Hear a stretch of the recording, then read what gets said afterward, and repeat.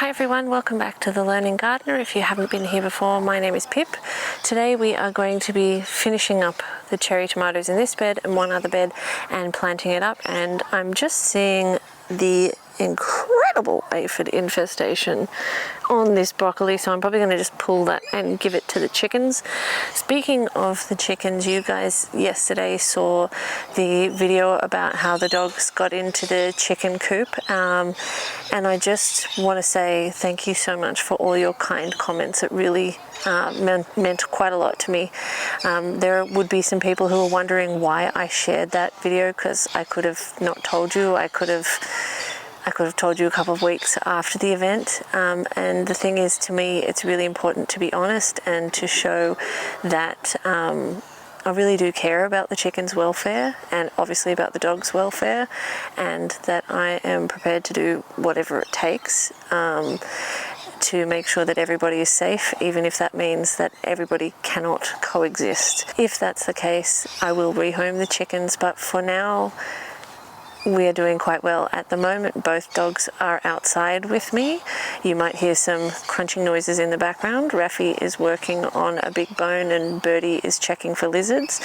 I've put some cardboard boxes up as a temporary visual block and moved some plants around and done a whole bunch of stuff on the chicken run to obviously make it more secure and to provide significant visual block for the dogs and for the chickens.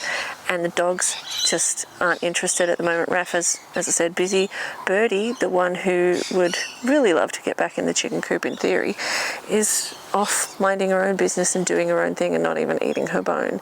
She has really settled right down. I think it was, an excitement thing and obviously human error with the doors, but I'm hopeful that everybody can coexist. But as I said, if we can't, then we can't, and I will do what is in the best interest of the chickens and rehome them. But I think we've got to give everybody a chance. But I think it was important for you guys to see what's really going on here and for me to be honest about it and to be honest about our struggles. That being said, we're going to get into the gardening, and I'm really struggling to look at these aphids, but I'm not going to open up the chicken coop while the dogs are outside for very obvious reasons. This garden bed had Valentine cherry tomatoes in it, and next year, as much as I'm over the cherry tomatoes at the moment and I kind of just don't want to deal with them, next year I want to plant more of these. They're still flowering now and still putting on new tiny tomatoes, but I've said this in a few videos lately, if I don't pull them, I will never have cool season crops. So it has to be over. But you can see the plant is still really healthy for the fact that we are now at the end of the second month of autumn.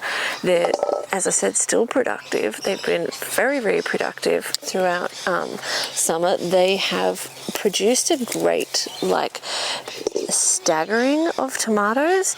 They're also a really tasty, quite large tomato. My best friend's kids love these tomatoes, and they frequently take them as school snacks. So they're a really great tomato for that if you're looking for one to get your kids to eat a little bit more fruit and veg.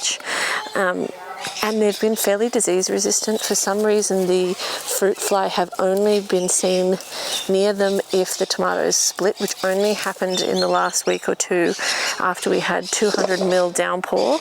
But even then, none of these tomatoes are split. So the plant is doing really, really well. It has been a great tomato. And next year, I want to do more plants like this because I want to be able to preserve the cherry tomatoes, obviously, for myself and for my family, but I want to have more than enough to keep my best friend in cherry tomatoes for her kids as well.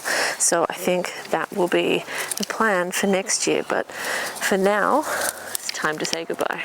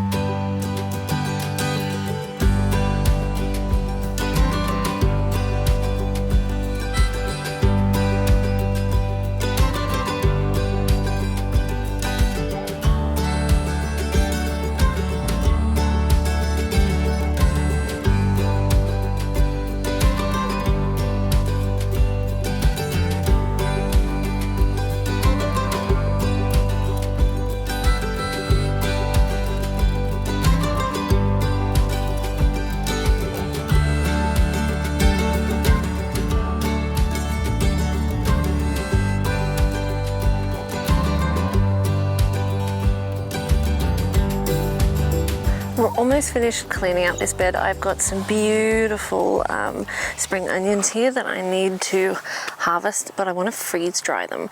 And I don't have enough time left in this weekend before I go back to work to freeze dry anything. And I just don't want to be dealing with that on the first day back to work when I have to be out the door by a certain time because I've got to, you know, get to work. So that will sit in here for another week. We're going to pull some of the capsicums off these plants because they have been infested with fruit fly. Just absolutely disgusting. Now I'm going to pull these broccoli. These, to be fair, were broccoli that did have some aphids on them when I planted them, and I planted them because I'm so worried that I might not get any broccoli again this season, and plus because I was starting some more broccoli seedlings which are doing beautifully, and I thought if these turn terrible I can just pull them, which is what we're about to do, and replace them. So we're going to pull them. Oh, there's some wandering Tradescantia in there. That's not ideal. And we're going to pull some of the broccoli from the next bed over because it has been mauled by cabbage moth because I put it in way too early in the season, just because, again, I was so desperate to make sure I got some broccoli, and we did have some late heat waves. Today is another late heat wave, but I'm going to pull these now and give them to the chickens along with the thyme that we cut out of this bed and some baby beets that were in here. The chickens do not seem interested in tomatoes at all, but we're going to give them these bug-infested brocks now. The puppies are inside because I really worry when you give them those big chunky bones that they're going to fracture a tooth, especially given my luck on a public holiday where the vet call-out fees, if you can even get the vet to come out, are like $350 before they even do anything. So yeah, the pups are inside, the bones are in the fridge, and we're gonna feed the chookies now. I'm actually gonna have to come out and spray all underneath here with soap water just to kill any aphids that are on the surface, because that is no bueno for the chickens. But I don't want to plant the next round of broccoli in here and have the exact same thing happen because I didn't kill the surface aphids. So I'll mix up some warm soapy water later and spray that on the top and get rid of everything there. But the chickens are going to love these. The Bettys are the cutest, especially Freckle Betty. As soon as I come in with the aphid covered broccoli, she's like, whoa, snack time. And it's just so lovely to see them. Oh my gosh, they're up on, is that Big Betty? Big Betty's just jumped up on, no, it's Partridge, has just jumped up on the roosting area that we put up recently at the back.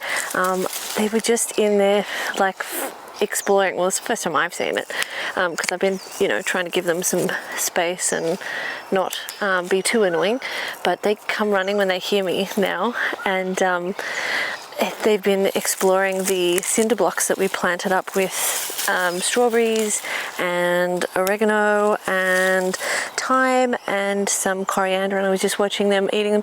They're all up on the little perches. Oh my god, they're the cutest. I could sit in there and watch them all day. In fact, we might go and have a cheeky peek at them enjoying their perches, but I really hope that everyone can get along because, oh god, I love having chickens. They're just so beautiful. But yeah, as I said, if it's not safe for them, it's not safe for them. So I'm going to just take them these echinacea seeds as well, seeing I'm going down there, and we'll have a look at how beautiful those little chickies are. You guys get down just because I came to have a look. Look at you, Freckle Betty, you're such a good girl. Oh, Partridge is back into the strawberry plants. You're such a good girl, Freckle Betty. We've cleaned out everything that is going to get cleaned out of this bed for now, because most of the other things, like the peppers, are going to go dormant. The thyme will just keep on going the entire time. The echinaceas are on their way out. The sunflowers will get pulled soon, and as I said, I'm going to pull the spring onions next week. But what I'm going to do is remove this climbing structure. Normally, like this one's well in. I've given this one a good smack to get it all the way in and get it nice and sturdy. But normally I would try and leave them in. So it's just, you know, one less thing to do in spring. But the blackbirds have been a real pain in the backside. I mean, realistically, we could have caught and removed two recently. We had one that got caught in the enclosure where the corn was, and I got one this morning that got caught in the tomatoes we're about to deal with. But catching and removing animals is not how I roll. So if you get what I mean. So we just let nature do its thing, but they've been so annoying because Birdie hasn't been out here chasing them. But in the same breath, because we've got chickens, I don't want Birdie out here chasing birds and getting any grand ideas. So yeah, so we have to put some sort of covering on the bed. Ideally, obviously, be full enclosure works best. But when there's so many things still in this bed, that is not going to work. So once again, we're going to be chicken wiring it. But it's just much easier to chicken wire when this is all gone. The other reason why I'm looking at removing these, and I think this branch is going to have to get snapped off, is because I want the stakes. So I'm thinking about trying to make a second chicken coop out of pallets, and to stabilize the pallets I would need these stakes. Now I could go and get more, but I don't really want to go and get more, not just at this point. So for the time being, we use what we've got, and if this is not in use during the cool season, then it's the perfect thing to relocate for now. And in spring, all my climbing structures are going to need reviewing anyway. We need to refix some of the arbors, and then depending on what happens with the barrier between the garden and the chickens, whether I get a proper fence put in, depending on the quotes which I've asked for, or if I use the Rio mesh that we have left over to create a more sturdy, more permanent arch, and then that becomes the climbing structure.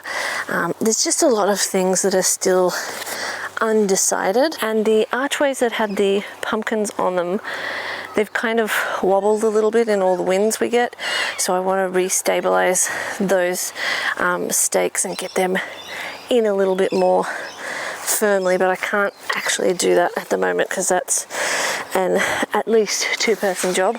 So go away, bug.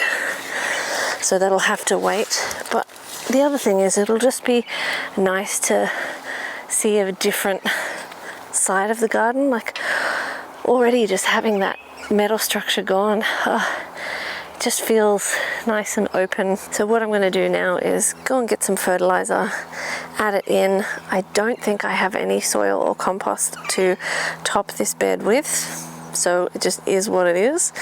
The oyas are sticking out of the ground, but that's okay. They don't really get used as much in the cool season as they obviously do in the hot season, so we'll just leave them for now and get this planted up. I think I've got collies and brocks and a bunch of herbs and things. I don't know, we're going to go and have a look up on the deck and bring a whole bunch of things down, while also knowing that some things are getting removed next week, like the spring onions. So amend and plant and remove.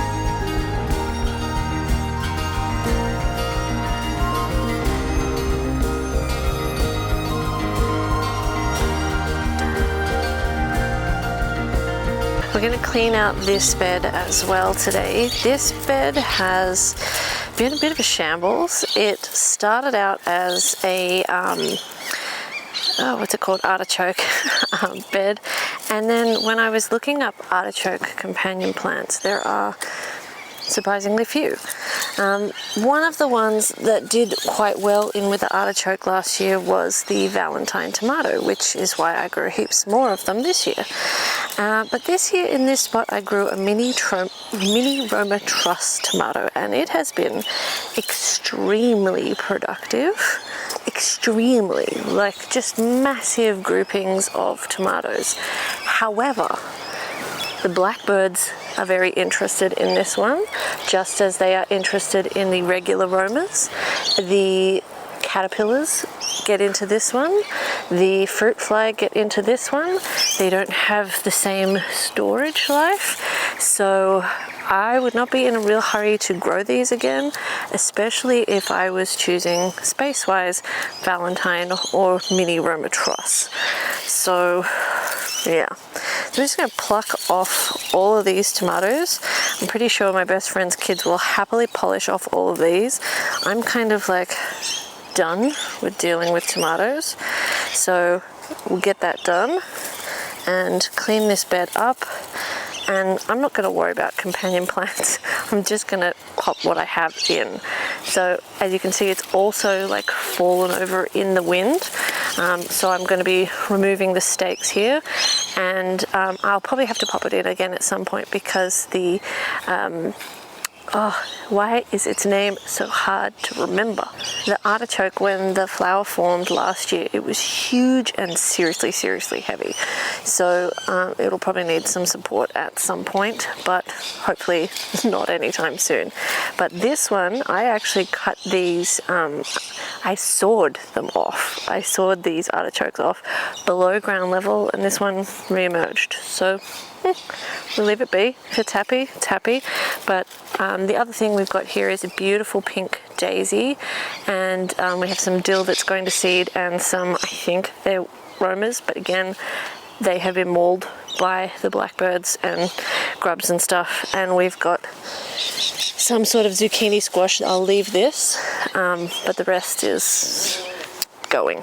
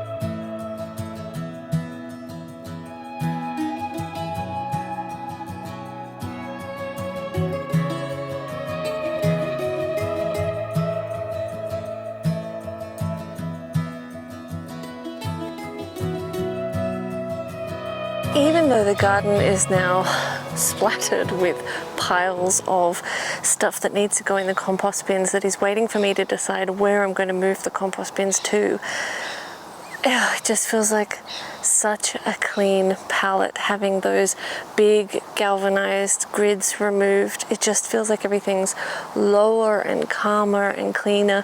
And to be honest, one of my favorite parts of the seasons is about 2 weeks after you plant your seedlings and they're sitting upright, but everything's kind of clean and you're waiting to see what's going to become of your work. So from here onwards we have some onions, and then on that side of the remainder of the bed we've got Waltham broccolis, and on this side we've got early Jessie cauliflowers. So I did squish a few cabbage moth on the underside of the leaves of the caterpillars. I'm sure there's plenty more that I missed, but I'm just relieved to have this bed and this bed planted up and just kind of have things a bit more open, and fingers crossed we get at least one broccoli this season.